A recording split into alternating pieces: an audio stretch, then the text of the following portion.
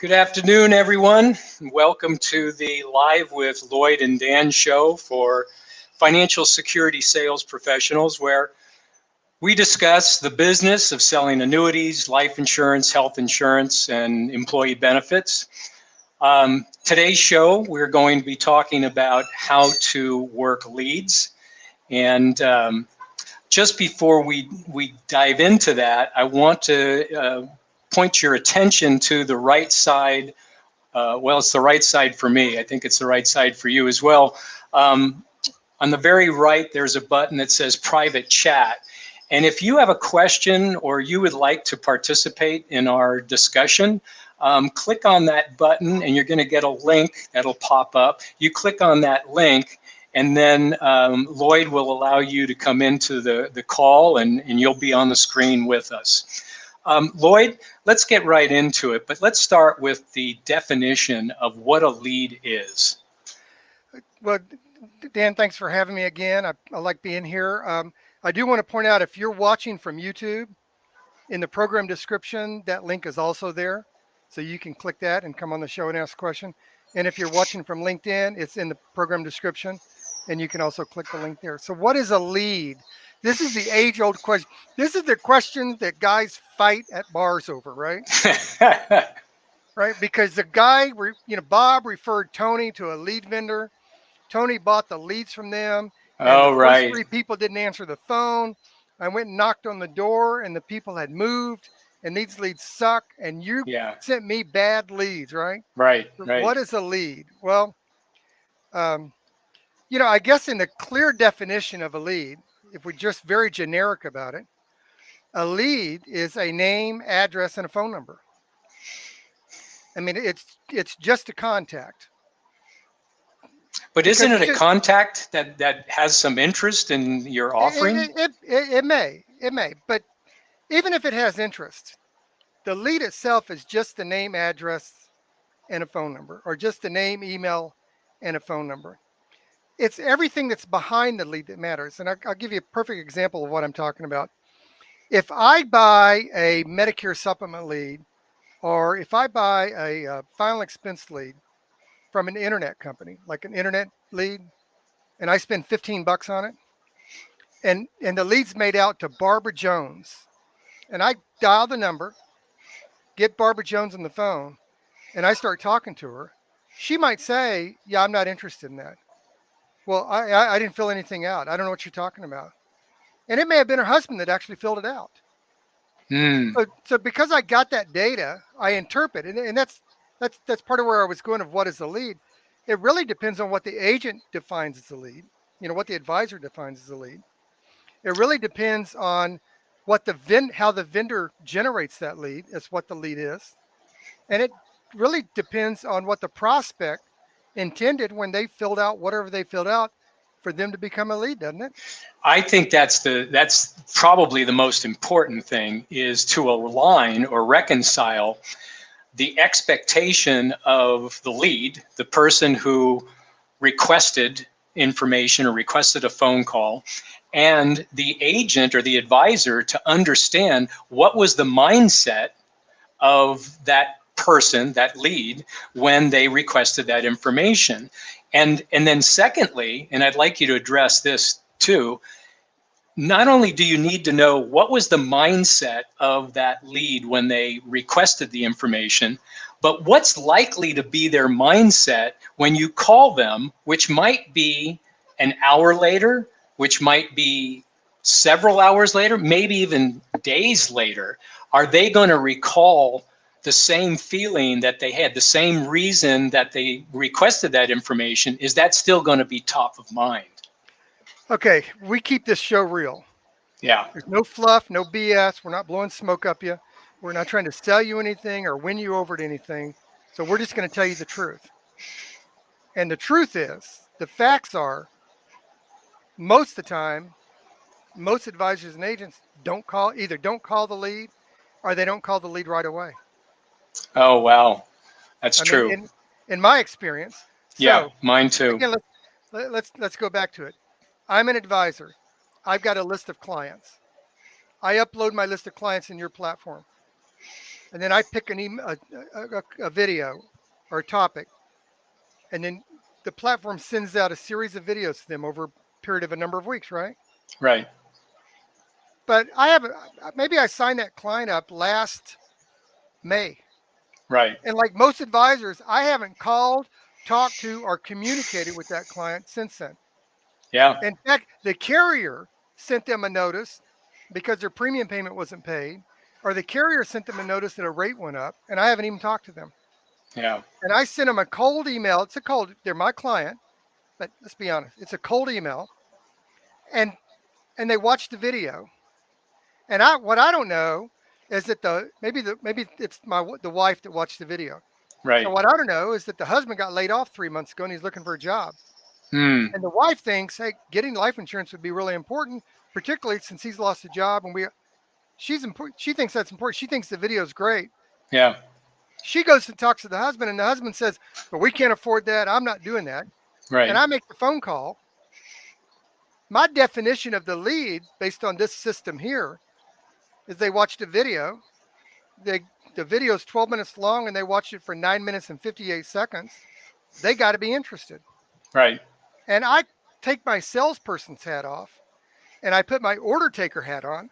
Right. Right. Because I'm going to call them and they're going to say, oh my God, thank the Lord you called.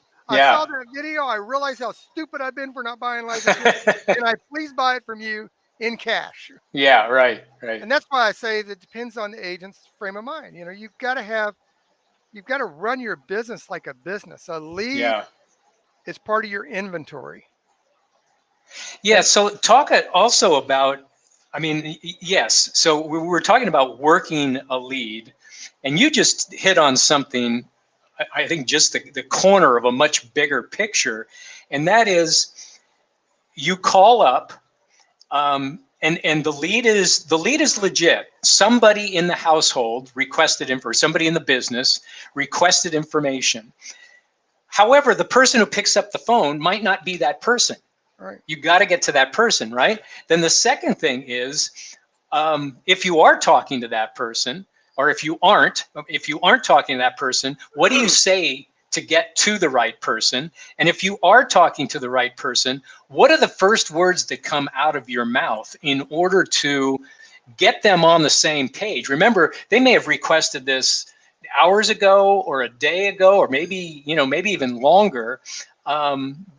Again, we'll talk about the urgency about calling right away, but assuming that you're not calling right away, how do you bring the prospect up to speed on the phone call with the first words coming out of your mouth so that they just say, I'm not interested, without really understanding what they're not interested in? Well, that question makes me nervous. And here's why the question makes me nervous, is because really, I'm not sure that I know.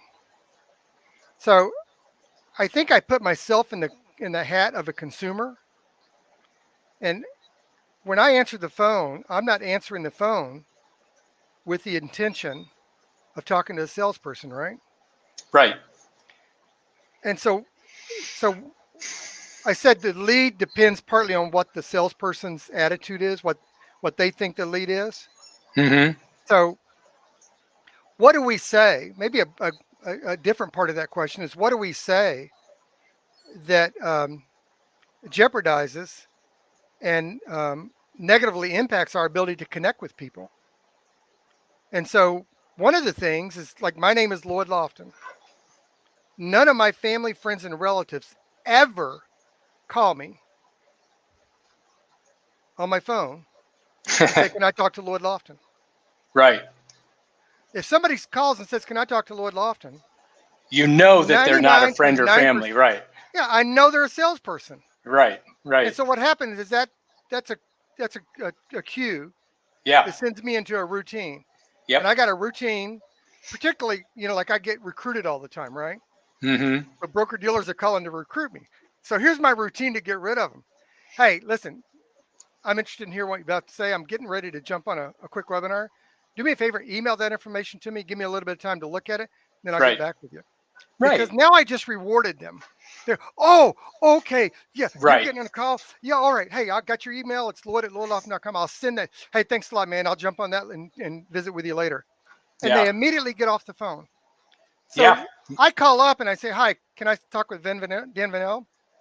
And Dan Vanel knows immediately I'm a Right. salesperson. Right. And so what he does is he comes up with what worked before. I'm not interested. I'm not buying anything. We're getting ready to go to the store. My wife just died. I've got Right. cancer. Whatever got the last salesperson off the phone, Right. they say it. Right. And then that rewards the prospect, right? So that they go Yeah. back and they go in the same routine again. What would Yeah. happen if I called and I said, hey, Dan, Lloyd Lofton over here from Power Behind the Cells. Listen, I went to the grocery store with my wife yesterday and everybody's wearing a mask in our area. Are you guys still wearing a mask? Right.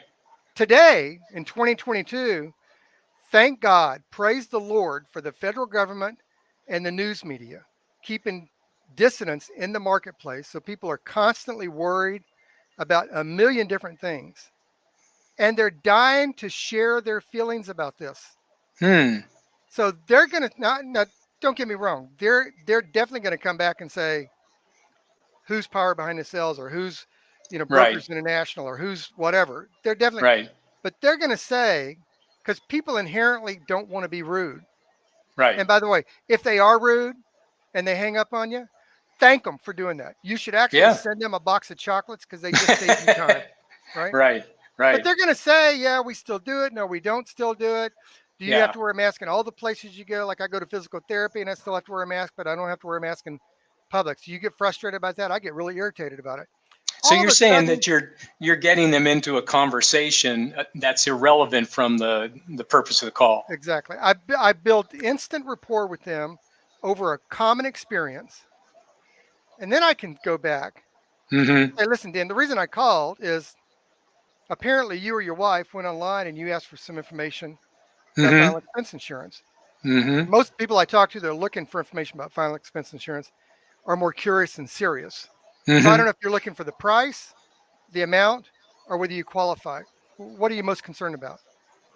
And the response, not every time, but the response I'm going to get in a lot of ways is they're going to have an opinion about what I ask them. Right. Questions gather information, objections disclose information. So whether um, if they object to something, they're disclosing information to you. Mm-hmm. But by asking a question, I gather information from them that's Right. filled with distractions and objections. Yeah, that's true. Okay. Thanks, Lynn. Well, I've got a more direct approach that I've used personally and I've coached people up on. But it goes to something you and I were talking about the other day, and that is the importance, and you hit on it earlier when you're describing or defining what a lead is you have to talk to the source of the lead. Who created the lead? What offering did they use? Specifically, what verbiage, what words did they use to create that lead? So for example, somebody says, oh, I bought you said final expense leads, but it could be small business, could be key man insurance, could be annuities, whatever. And you say, oh, I bought an annuity lead. I've got a bunch of annuity leads. Okay, the agent thinks or the advisor thinks, I've got somebody who's interested in an annuity.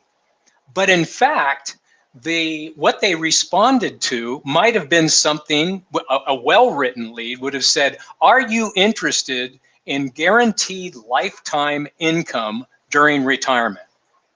And they said, yes, send me information, have somebody call me, whatever. Now the advisor calls up and he says, oh, I see that you requested information on annuity. No, I didn't, right? That's the response. No, I didn't. Right. So the first thing you have to do is align your opening statement with what they requested specifically. So I know in the old days, remember we used to give away an atlas, Right. I don't remember what the offer was. I just remember that you'd call people and say, hey, look, I just want the atlas. And you'd have to say, hey, you requested information and an atlas. Oh yeah, I did. When do I get the atlas? Oh, okay, well, we'll talk about that. But the point is, the most important thing, one, is urgency. that you need to follow up on that lead as soon after that person requested it as possible. And I'm going to let you elaborate on the logistics of that. And then the second thing is you have got to align your opening statement, because as you said, you don't want to say, hey, Lloyd Lofton here calling for Dan Vignal. You want to say, hey, is Dan there? Is Right. Dan there? And they just Yeah. figure, oh, it's a business, somebody for business, a golfing partner. I don't know what it is, but if somebody wants to talk to Dan. Now you get on and say, hey, Dan, this is Lloyd. You recently requested some information on a guaranteed lifetime income during retirement. Oh yeah, I did. And that's gonna trigger something in his mind. Go, oh yeah, I remember that, because those words, words trigger an emotion, and that Exactly. emotion reconfirms what he was feeling at the time that he filled out the lead. So now let's talk a little bit about the logistics, because you've had a lot more experience with lead generation companies or lead generation resources than I have. So talk about the different variables that go into how those leads are created, and then the timing and how they are passed on to the advisor. And let me make a note, because I want to make a note. Lead at door. I want to make a note about that. So yeah, that's a great question. We were talking about this beforehand about what is a lead, and so part of making that is understanding how leads are generated. If I go to a direct mail company and I buy a direct mail program, so let's say I'm going to do an annuity direct mail program. Some of the things that I need in managing my business isn't the direct mail company's business; it's my business. Right. So it's my response, and I'm hiring them. Kind of like how you hire a painter or a gardener. If you hire a painter for your house, they don't tell Mm-hmm. you what color to paint your house, what color to paint the trim. You tell the painter what color you want it painted. It's the Right. same thing with a direct mail company, but the lead vendor needs to be good at what they do. So when I'm talking to a direct mail company, there's a few things I want to know. The first thing I want to know is I want to market annuities. So what direct mail piece do you have that produces the best response rate? Uh, Advisors get caught up in the verbiage in a lead card that goes out. They get caught up in the verbiage of it instead of being caught up in the response to it. right. So Right. Good advisors point. will ask lead vendors, can I, adjust the wording on it? And Yeah. a good lead vendor is going to say no, because we Right. spent thousands of dollars to test this, and we Right. know this is the results you get. The Right. next thing you want to do is you want to order a direct mail non-responder list. So if you're going to do a 500 a direct mail drop, they're going to, I mean, 1,000 direct mail drop, they're going to send the lead card to 1,000 homes. Right. I want the non-responder, because you might get 8, 12, 15 cards back, but I want the non-responder list. And here's one of the reasons why I want the non-responder list. I'm going to take a map. I've got a virtual map, and I'm going to put the address of the lead on my map. But I'm also going to populate the address in that zip code around that lead. And when I go work that lead, I'm going to take the lead card that the consumer's familiar with because they got it in a mail, Right. and I'm going to go knock on the door. Say, hi, I'm Lloyd Lofton, insurance brokers for you. You recently requested some information on annuity. I hold the card up. Do you recall Right. getting this? Right. Now, here's the funny part about it is I've had clients that would say, well, I thought they were going to mail that to me. Yeah. And I Right. say, well, they did. They mailed it to my office, and I'm bringing it out to you. And then I wipe my feet like I'm ready to walk in the door. See, these are all those are old sales tactics. Um, and, you know, forgive me, but I think that, talking with today's modern agents and everything's digital, and um, do you think there's a lot of agents that are willing to go knock on doors? I mean, my experience is, maybe they should, but particularly agents that are selling annuities or selling life insurance and maybe higher premium products, they don't work. They're not going to knock on doors. That's kind of old fashioned 1950s, 1960s stuff. They're looking for a more efficient way to get in front of qualified prospects in a systematic or methodical way. So if they're buying leads, so we talked about sales professionals running their business. We talk about you got to run it as a business, right? And so they find a lead vendor, maybe several lead vendors, and maybe that's direct mail, maybe it's internet advertising, maybe it's whatever it is that they're generating leads, and that is their inventory. That's their cold inventory. That's the inventory they get that they want to, that develops into sales. So that's the first part of their sales funnel where they're bringing people in. What do they do? So they get those leads and they have a phone number. So I want to talk about two things. One, when they have a phone number, you just describe what they, or we both describe what they might say when they pick up the phone and they call somebody. So what happens when they can't get through on the phone, or if their leads only have email addresses? Two different problems. Well, if I can, let me go back to the direct mail order. Okay. So I'm going to get the non-responder list with phone numbers when available. They scrub it against the DNC list, and with email address when available. DNC is do not call. So The for do not those of call you who list, didn't, yeah. right. And if you're an advisor and you don't know what do not call list is, shame on you. you should know that. Yeah. So with phone numbers when available and with email addresses when available. So about 30 or 40% of your list will have phone numbers and email address. That list needs to go into some kind of CRM platform. Database. Yeah, some kind of database, some kind of system that allows you to do three things with it, three primary things. It allows you to contact the prospect at once. It allows you to build a relationship with the prospect. Absolutely. It allows you to track the relationship with the prospect. So let's take the word inventory. You said they were inventory. They are inventory. But you know what? So are shoes in a shoe store. Right.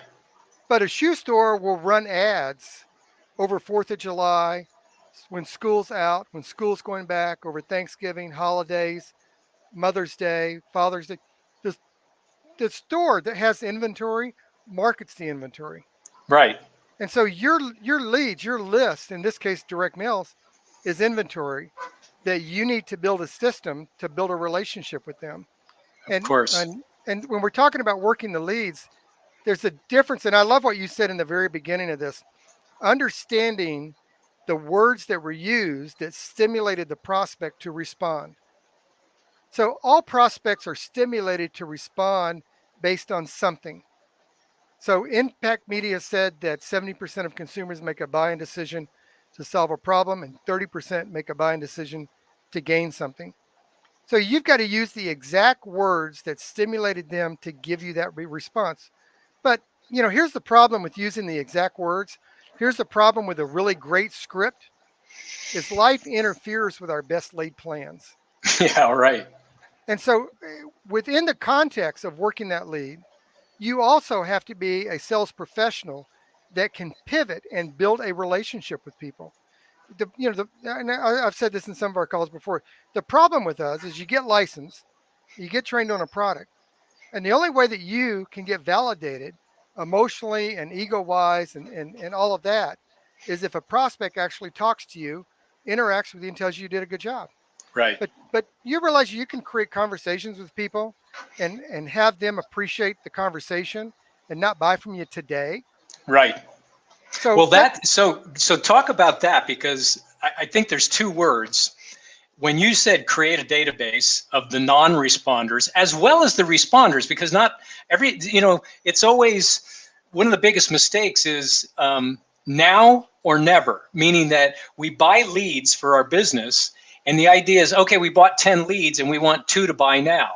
And the other 8 didn't buy, so we throw them out. And that's not right. We need to be persistent. We need to keep their inventory. We paid for them. We should keep marketing to them.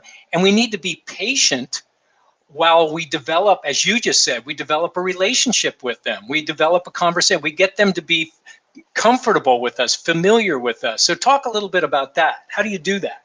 Well, again, we're going to be real with people all the time. So, hopefully everybody puts on their big boy pants when you come here, and don't take offense where offense isn't meant. But I'm going to tell you something. If you're not willing to run your business with the technology and the marketing techniques of 2022, then you better learn how to do door to door. Yeah. Or You better learn how to do. Yeah, But I I'm going to agree. tell you something. Everybody goes door to door. You get up in the morning and you go through the bathroom door and take a shower. You come through the bedroom door into the hallway. You go through the kitchen door to your kitchen. Then you go through your office door to sit down in your office. But here's the reason I point that out. You still have to get through the doors on internet leads, direct mail leads, your platform. The agent still has to get through the door. They have to get through the mental door. The doors are 6 inches long. Every prospect's door is 6 inches long. You're knocking on that door, and you got to crack it open and have a little peek at you. They look through the peephole. You got to find a way to get in there. Yeah. The idea, I ran a lead one time. I drove 40 miles to the house. And when I got to the house and got out of my car, the house was literally gone. I was at the house a year ago. The house was literally torn down. Wow. I actually threw that lead away. Yeah. But all your other leads are the opportunity to build relationships. Yeah. The problem with us, and maybe I talk about this too much. The problem with us is we get contracted to sell a product, and we're looking for someone to buy that product instead of building a book of business. If you have 750 Medicare supplement clients who buy an $1,800 a year MedSup from you at 18% commission, that at the end of 3 years your renewal commission is $134,000 a year. Just renewal commissions. Just renewal commissions. Straight renewal. That's 250 policies a year. Okay. Right. That's math. Yeah. Prospecting is just math. Running your business is just math. But here's the thing. If you called a prospect and they said, I just bought my Medicare supplement from Blue Cross Blue Shield, and you throw the lead away, in 9 months when they get a rate increase, you're not have that prospect to go back to. Exactly right. So the problem is that we don't run our business like a business. We get contracted to sell a product, and we go out and look for someone to buy that product. That's why I get so apprehensive about this idea of the sales script. I think it's terrible, and it's a shame that every advisor I've ever worked with, in most cases, I won't say every, but they're really good conversationalists. They're really good at building relationships. Yep. They're really good at talking. If I met them in a restaurant, if I was standing behind them in Subway, well, I wouldn't, but my wife would know their whole history within 15 minutes. Yeah. Yeah. She's never met a stranger. Yeah. Right. Right. But we would stand there and we would talk, and they would not struggle with it. They wouldn't stutter with it. Right. They would be interested in me as I'm interested in them. Right. But because we give them a thing called a lead, right, they make a phone call and they become a professional, which I don't know if you've ever been to a professional doctor, lawyer, or mechanic. They're the most boring people in the freaking world. Usually, yeah. So when we're working today's about working the lead. Right. So let's talk about the steps in working a lead. Well, the first thing is you have to get in front of the lead, right? Yeah. Whether it's in person or on the phone, you got to get in front of the lead. Right. And the second thing is you've got to get the lead to be willing to disclose information to you. Maybe it's their name. Maybe, I'm Lloyd. Yeah, they got to disclose that. Right. Instead of, well, who's this? What's this about? Right. Which, by the way, if somebody does that to you, that's why it's math. Prospecting is a math problem. If you only have 10 people to call and 3 of them hang up on you, you really only have 7 left, right? Right. But if you've got 100 people to call and 3 hang up on you, oh well, I don't have time for them anyway. Thank God I got you off the phone. Right. So they have to be able to disclose stuff to them. And third of all, you have to be interesting. Advisors and agents are more worried about the prospect liking them than about the prospect. About the agent liking the prospect. No, they're concerned that the prospect's they're gonna like the prospect, instead of the prospect liking you. Mm-hmm. Mm-hmm. The whole You know, goal you should be to impress the prospect. The whole goal should be to be liked by the prospect, so they want to have a conversation with you. Yeah, yeah, that's a great point. I was thinking when you said, if you're not willing to use, the tools of 2022, then you have to go back to knocking on doors.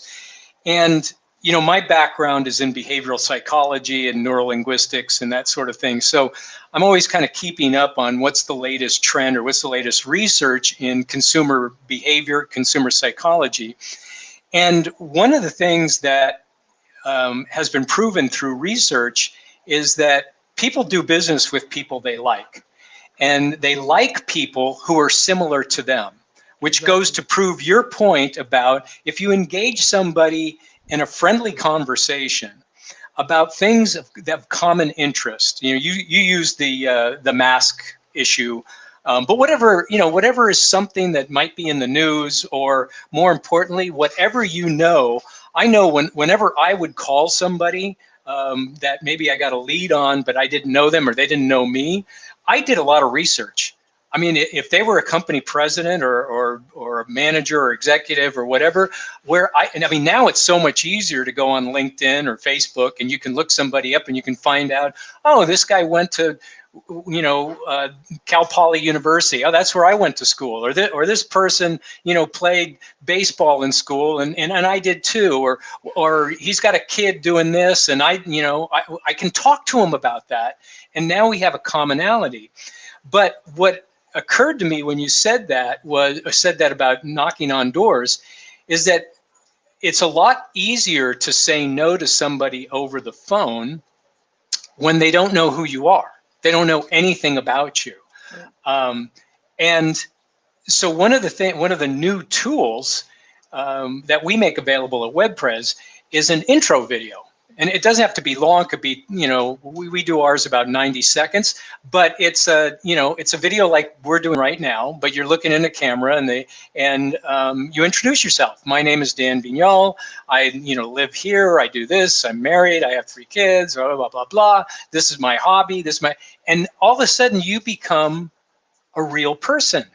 And if they like the way you look and they like the way you talk, when you call, they're going to be more receptive because in their mind, the psychology is, I already am acquainted with this guy. Right. I already kind of know him. Yeah, 100%. I mean, just go back to what you said about how you can look them up. Right. Do your research. I could actually go to your LinkedIn profile or your Facebook page and see the last thing you posted. Yeah. And then when I call you, I could comment on it. Perfect. Like That's a great one. I was thinking, I heard you when you said your name. Yeah. And I now realize I say your last name wrong every time. Oh, right. Yeah. So say it. What's your Everybody last name? does that. Yeah. So it's Vignal. So Vinal. So it means of the vine. It's Spanish, but it's pronounced Vignal. Sometimes people think it's French because you kind of roll the N, but that's how it's pronounced, Vignal. So here's a technique, okay? Sometimes when you get a name that is a little bit different, it's really good to intentionally mispronounce it. Yep. Because if I say Vinal, Yeah. and you say it's Vignal. I get to go, I am so sorry. Right. I'm horrible at pronouncing things. Yeah. I don't want to come across like like I'm disrespecting you. Yeah. And I really appreciate if you would teach me the right way to say it. Yeah. And that puts you in the position of doing what 80% of people will do is, that's all right. People get it wrong all the time. Let me tell you how to say it. Right. And we're all of a sudden instantly aligned. You know what I like, Lloyd, is you've just touched on, over the last 20 minutes or so, you've touched on, I would say, half a dozen techniques on how to initiate the conversation without talking about the product. Right? Yeah, the product doesn't matter. Well, I mean, ultimately it does. You're there to get a sale. You're there to talk about a solution. The product may be the solution, but you're absolutely right. You can't talk about those things until somebody opens up. They've got to open up their mind. They've got to be receptive to you. And the only way they do that psychologically is if they like you and if they feel that they have some sort of common relationship with you. Yeah, Yeah, what's the, sell the problem people have, not your product. oh, not your product. Yeah, right. Well, let me bore everybody with this, okay? So Let's this is not bore. No, no boring. We're not going to do that. so this is just my philosophy, okay? But you can go to lloydlofton.com. I've got this video on there. So what is the product to the consumer? Just bear with me for a second. The product to the consumer is a solution, right? Absolutely. And what does the solution do? Solves a problem, right? Right. And as a sales professional, what problem do you think? What problem? How do you know what problem the consumer wants to solve? You have to be able to ask really good questions, right? Yep. And in order to ask really good questions, you need a prospect. Yep. And in order to get a prospect, you have to have a lead. Most broker dealers, most carriers, they hire a new agent and they spend 80% of a new agent's time training them on the product. Right. Now, And they here's the skip thing. over. They skip over the rest of it. Yeah, so here's the thing about training them on the product. How long does it take you? Like if you're going to describe an IUL to somebody, just the features of it, not all the benefits, not all the ins and outs, just the features of it. How long is it going to take you? 5-10 minutes? Well, yeah, it depends on how complicated the product is and how deep you want to get into it. Yeah, Right. but if you're just going to give them a highlight of the features of it, it's 5-10 minutes. Yeah. But you're sitting with them for an hour. Yeah. So agents spend 80% of their time when they go to work somewhere being trained on 10% of the sale. Yeah. Right. They need to be trained on how to get a lead, right? How to order leads, how to get a lead, how to approach the lead, how to Right. ask really good questions to help the So prospect let's uncover the talk a problems little. they want to solve.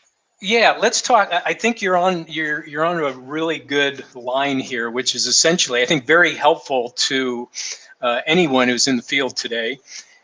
So you get somebody on the line, and maybe they're a little curt at first. I mean, you got to break the ice. So you might say something to engage them. I think personally the best thing is if you got a lead, if you bought a lead, what did they think they were asking for, and repeat that to them. So I you at love that. least get them to remind them. Right. But then the next thing is, like you said, you've got to ask interesting questions that evoke a thoughtful response, so that asking questions, if they see you asking questions that we were all taught in the Carnegie sales system, ask questions, simple questions you get a yes to, and keep building on your yeses.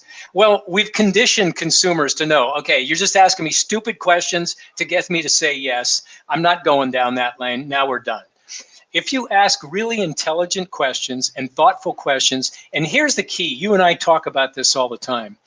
If you aren't authentic, if you aren't sincere, if you aren't honest and real, if you aren't who you are in front of people, they're going to see through that, and they're going to call you a salesperson. Because in their mind, in all of our minds, the definition of a salesman is somebody who contrives to get your favor. It's somebody who's trying to get you to do something that they want you to do. And they don't trust that because they don't want to do something they don't want to do. So what type of questions? I mean, let's give some examples. So we want to talk about annuities. We want to talk about life insurance. We want to talk about healthcare coverage. And we want to talk about employee benefits. And those are all different prospects.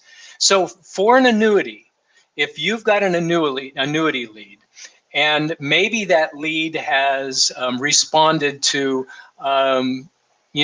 put your retirement savings somewhere where you can get upside potential with no downside risk. So they're basically selling an indexed annuity, and you have that lead. What do you say when you get on the phone? And then how do you transition? How do you start asking questions to remind them why they're interested in no downside and some of the upside in their retirement savings? Well, it'd be good to have the actual lead copy, but Yeah. I think the way that I would start the conversation off is, Dan, you replied back about reducing the risk of inflation and protecting your assets with an annuity.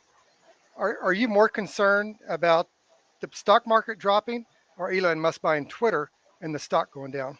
That's a great question. That's perfect. I mean, it's only an example, guys, everybody out there. That's an example, but that's an excellent example. Because Tuesday, when he announced this, his stock went down $124 billion. Right. So that's a behavior question. Yeah. That makes them think about them and the impact on them. They're not thinking about me. The challenge is we have to take the gear shift of objections and get them to park it in neutral. Right. That's so they quit thinking about objecting. Yeah. And we ask them really hard questions to make them think about us. Can I show you something? Do you mind if I share something? Yeah. So I'm going to share you a script. This is an actual script. This is an actual script. I hope you can see it. If you can't, I'll have to open it up. But can you see this? Is that too small? Yeah. No, I can read it. I don't know if everybody else can read it. I'm going to stop sharing it. I'm going to stop sharing it for a second. I'm going to open it. But I think this is important to our conversation. So what I'm going to do is I'm going to share the screen again, and I'm going to show you this script. Now, the reason I'm showing you this script, this is a script that a broker-dealer gives every new agent. This is a turn-in 65 script. So every new agent that comes on to sell a Medicare supplement, the broker-dealer gives them this script. Now, I'm going to explain the psychology that I'm pointing out here. Let me just read it to you. Hello, Mr. and Mrs. Jones. I'm calling regarding your request for information on Medicare supplement plan. The information I have shows you turning 65, blank, blank. Is that correct? Now, I've never met you before. I've never talked to you before. You know nothing about me. It's kind of like the example I give all the time. You're walking down the mall, and a lady your age or older comes this way on the mall, and you cross over to her and say, "Excuse me, how old are you and how much do you weigh?" Who would do that, right? Right. So read the script. Are you looking for a quote for you or your husband or just yourself? The reason I ask is some companies offer a household discount. I haven't asked how you doing. Right. Do you have cancer? Do you survive COVID? Do you have a plan? I immediately, and you know why? You know why they give this script out?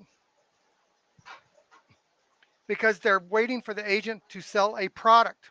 Right. You may as well be a robot. Yeah. And in fact, if this is how you conduct your business, you're going to be replaced by a robot because they don't need you to develop a relationship. It's hilarious. So I'm going to speak in June at the 14th annual Medicare Supplement Summit in Las Vegas. Mm-hmm. And I'm going to do a training on this exact topic.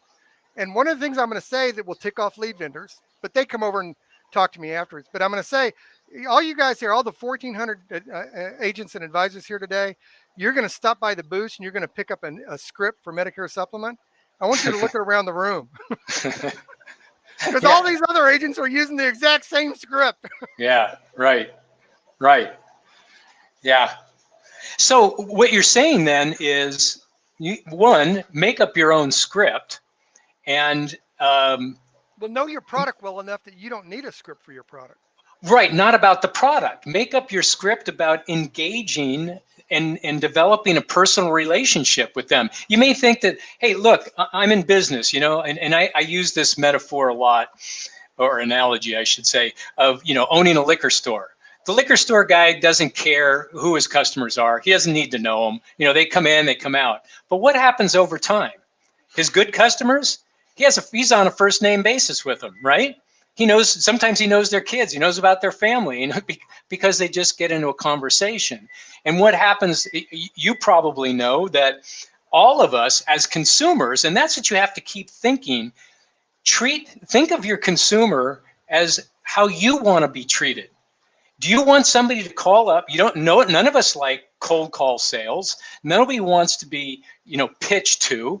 If somebody calls us, we want a real person.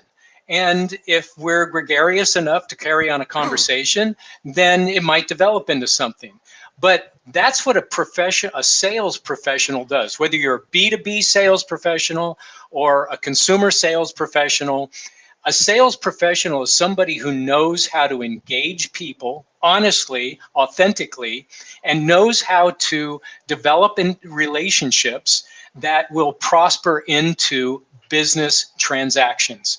But the business transaction comes as a result of the relationship. Wouldn't you agree? I think everything you said is exactly right on. Let me, for me, we each have had different experiences in this industry. I'm going to tweak one thing you said. I agree 100% with it, but I'm going to tweak it. And I think it's normal that salespeople want to treat customers the way they want to be treated. But here's what I learned after years and years of door-to-door sales. I think, particularly in 2022, when we're doing so much virtual stuff, I think you should treat the prospect the way they want to be treated. Well, that's a Because better way to say it. because I've had a prospect. You get two kind of prospects, right? You get logical and emotional ones. And people buy on emotion and move to action by logic. Even people who say they buy logically buy that way because of how it makes them feel. So if you get somebody who's logical, and I keep talking about not leaving your family a financial burden and being able to put your kids through college, and you're a logical person who's looking at the money in an IUL, or you're looking at the return on an equity index annuity. If you're a logical person, my response isn't going to resonate with you at all. But if you're an emotional person and I try and convince you of the logic of my argument, I'm not going to connect with you. So Mm-hmm. sometimes it's okay. This is I told an agent this years ago, and he was shocked when I said this. But people can actually buy for their own reason. They Right, don't have to buy for our reason. They can buy for right, their reason. right.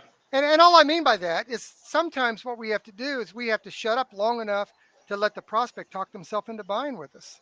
That's a great point there, Lloyd. So, and I don't think it's a small point. I don't think it's incidental. It's a big point. People buy for their reasons, not ours. So, I agree with you. You tweaked my assertion that treat people the way you want to be treated. That's sort of the golden rule. But I think that a better interpretation is to treat people the way they want to be treated. And so, going back to my principle that you should be authentic, and you need to engage people and develop the relationship. You need to discover. I mean, this is the whole point of a fact finder is for logic people. But the other type of fact finder is an emotion finder, right? And it's all about how you ask the questions and what questions you ask. And they have to be sincere and they can't be really contrived. So again, it depends on on the product you're selling. So we were talking a little bit about annuities, and you're talking to somebody, an annuity lead who has requested information, but you want to ask questions not about annuities. You never even want to bring up the word annuity until you get further down the path. But the real issue is, as you mentioned, are you afraid of inflation? Does that bother you? Are you concerned that you might run out of money? Does that bother you? Why does it bother you? And people will have different reasons. Well, because I don't want to be dependent on my family when I get that old, or I don't want to go into a nursing home, or I just think it's stupid. I would feel so foolish if I ran out of money. Whatever their reason is, get them to talk about their reasons. That's what a sales professional does. Correct? Exactly. And the news gives you the way to do it. I mean, if you're talking to people about annuities who are contrasting annuities with the money they have in the stock market, mutual funds, whatever, one of the greatest gifts the news gave us in the 2 months, the greatest gift is they told us that wholesale inflation was 7.9%. And then they reported the next month, this month, April, that it was 8.1%. And then they reported that inflation was 8.9%. Right. So let me think if I could frame that into a question. Now, when you think about how much money you have left in the market, are you more concerned about the wholesale inflation rate increasing or just inflation increasing? Yeah. Most of your investors are not savvy investors. They Right. don't. The only way they even relate to that is they know when they went to Panda Express, you used to get a plate for $6.99 and now it's $7.99. That's what they know where Right. inflation is. They know Yeah. gas went from 224 to 334. So when you ask that question, they're going to back up just a minute and they're going to say, well, I don't want to lose my money. And there your door's now open. Yeah. Watch the news, watch the headlines. And we're coming towards the end of the show here, but I will tell you this. And I want to thank everybody for being on here.